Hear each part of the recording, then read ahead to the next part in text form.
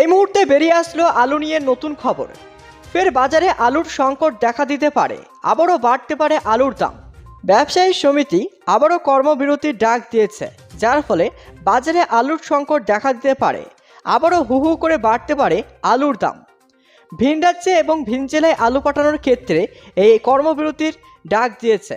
প্রশাসন আলু আটকে দিচ্ছে, ভিন রাজ্যে এবং ভিন জেলায় যেতে দিচ্ছে না।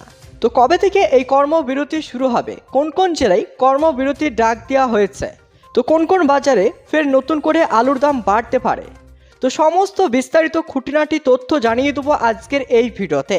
ভিডিওটি অবশ্যই শুরু থেকে একদম শেষ পর্যন্ত দেখবেন। ভিডিওতে একটি লাইক করবেন, আর এমনই প্রতিনিয়ত আলুর আপডেট পাওয়ার জন্য চ্যানেলটিকে সাবস্ক্রাইব করে পাশে থাকা বেল আইকনটি প্রেস করে চ্যানেলের সঙ্গে জুড়ে থাকবেন। তো চলুন এবার দেখে নেওয়া যাক।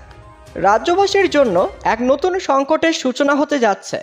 আলু ব্যবসায়ী সমিতি আবারও কর্মবিরতির ডাক দিয়েছে, যার ফলে আগামী রবিবার রাত থেকেই বাজারে আলুর সংকট দেখা দিতে পারে।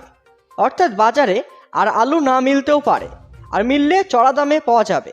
প্রগতিশীল আলু ব্যবসায়ী সমিতির অভিযোগ, ভিন রাজ্যে এবং ভিন জেলায় আলু পাঠানোর ক্ষেত্রে অহেতুক জটিলতা তৈরি করা হচ্ছে, যা তাদের ব্যবসায়িক কার্যক্রমে বাধা সৃষ্টি করা হচ্ছে।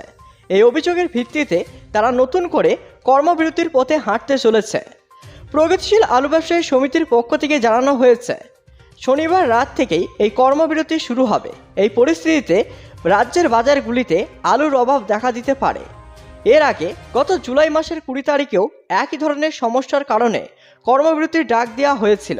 সেই সময় 5 দিন ধরে চলা কর্মবিরতির ফলে বাজারে আলুর তীব্রতা অভাব দেখা দিয়েছিল।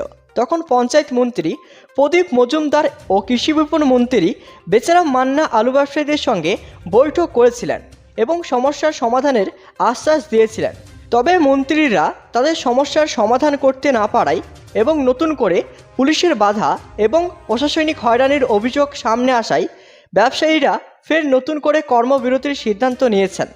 তারা দাবি করেছেন যে প্রতিবেশী রাজ্যগুলিতেই নয়, বরং অন্যান্য জেলাগুলিতেও আলু পাঠানোর ক্ষেত্রে নানা সমস্যার সম্মুখীন হতে হচ্ছে। বিপদের মুখে পড়তে হচ্ছে আলু ব্যবসায়ীদের।